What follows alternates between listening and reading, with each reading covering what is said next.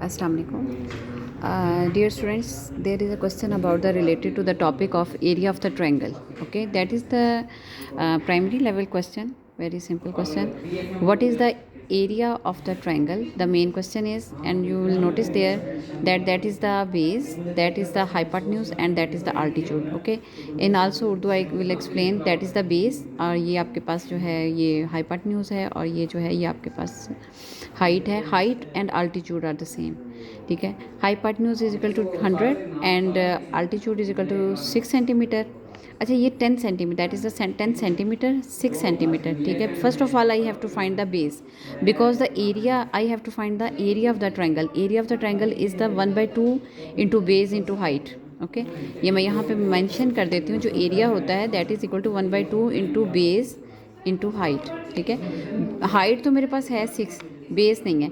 Base को निकालने के लिए I have to find this value by using the Pythagoras theorem. Okay. For example I write here alt height जो है altitude जो है 6 सेंटीमीटर. बेस जो है क्वेश्चन मार्क है आई हैव नो वैल्यू और hypotenuse is equal to 10 centimetre.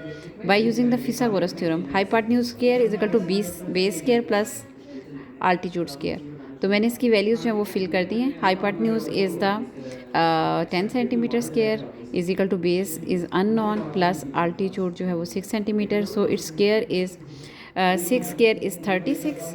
Okay. and 10 square is 100. Then 100 minus 36 base square is equal to 64. By taking the under root I will find its value. Base is equal to 8. और अब मैंने simple इसको area of the base into height में put कर देना है. That is the area of the triangle 1/2 into base into height. 1/2 into base है आपके पास 8 and height is the altitude that is equal to 6 centimetre. Okay. So area of the triangle is the 1 2 and you will notice here 2 and 4 8 are cancelled and I will get the value 4/6 is equal to 24 centimeter square. That is the answer.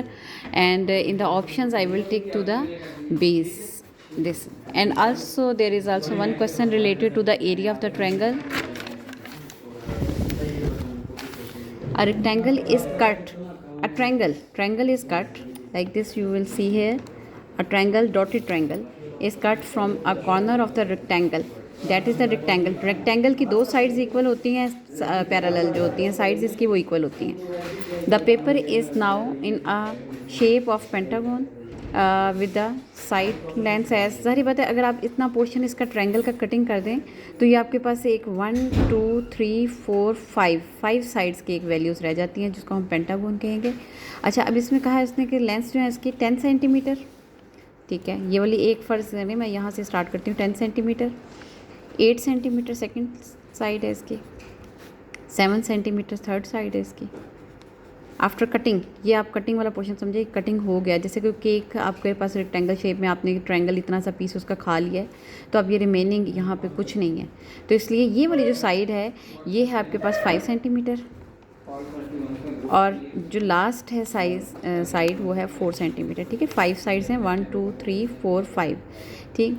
तो अब उसने पूछा ये है कि ये जो remaining part है इसका area of the triangle find out करें. ठीक है. What is the area of the triangle which was cut out. ठीक है.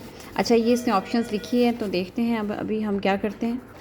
अच्छा सबसे पहले तो ठीक है कि मुझे ये चीज़ है मैंने इसका ट्रायंगल का निकालना है तो मेरे पास होना चाहिए ये हाइपोटेन्यूज है. देखिए जो 90 डिग्री के सामने बिल्कुल ऐसे टिल करके लाइन होगी ना that is called the hypotenuse. Okay. HYP से इसको डिनोट कर देते हैं. और मुझे इसमें अब बेसिकली चाहिए बेस. ये बेस है इसकी. ठीक है. और ये इसकी हाइट है. ये H है और ये B है. ठीक है. तो इसका मतलब ये है कि अगर मेरे पास इसका ये वाले पोर्शन की हाइट जो है वो इस तरह से है कि ये वाली चीज़ ये वाली लाइंस और ये रेक्टेंगल की पैरेलल लाइंस आपस में इक्वल होती हैं. 8 और यहाँ पे भी 8. इट मीन्स कि ये जो बाकी ये अगर इतना पोर्शन 4 सेंटीमीटर का है ना अगर इतना पोर्शन 4 सेंटीमीटर का है तो आप बाकी में से इसमें इसका मतलब है कि ये जो लाइन आपने कटिंग की है वो 8 - 4 करें तो वो 4. ठीक है.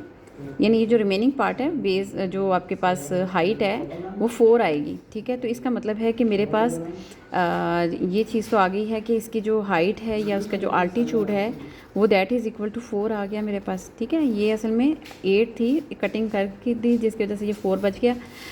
अच्छा, अब इसमें मेरे पास हाइपोटेन्यूज जो है वो उसने गिवन कर ही दिया है, that is equal to 5 centimetre, ठीक है। और मुझे बेस चाहिए बेसिकली, ठीक है। फिथागोरस थ्योरम को ही हम अप्लाई करते हैं एज इट इज़, ठीक है। तो वहाँ पे भी हमारे पास हाइपोटेन्यूज का square is equal to base का square plus height means altitude का square.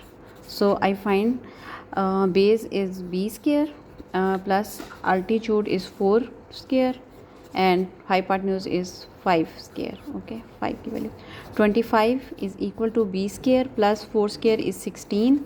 सो बी स्केयर इसी तरह रहेगा, 16 उधर चला जाएगा तो 25 माइनस 16 और बी स्केयर की वैल्यू आ गई आपके पास 9, आपने अंडर रूट लिया दोनों साइड से and then you will find the B is equal to 3, ठीक है। अच्छा, अब यहाँ से आपने सिंपल एरिया निकाल देना है एज इट इज़। होपफुली आपको इतना क्लियर नज़र ना आ रहा हो। Area of triangle A is equal to 1/2 into B into height या बी जो है 1/2 मल्टीप्लाई बाय 3 बेस और हाइट जो है वो आपके पास ये वाली जो चीज़ है ना, ये चीज़ आपने फाइंड आउट कर दी 3, ठीक है। अब ये इसकी 3 है, ये वाली साइड इसकी हाइट इसकी 4 है और हाइपोटेन्यूज इसका 5 है, तो 1/2 इंटू बेस इंटू हाइट है ना, हाइट 4 आ गई आपके पास यहाँ पे, ठीक है। Now you students will be cancel these values 2 together and that it's result area is 6 centimetre square. So I find here the result B. Okay, fine. If you feel any problem related to mathematics, then tell me. Okay, thank you so much.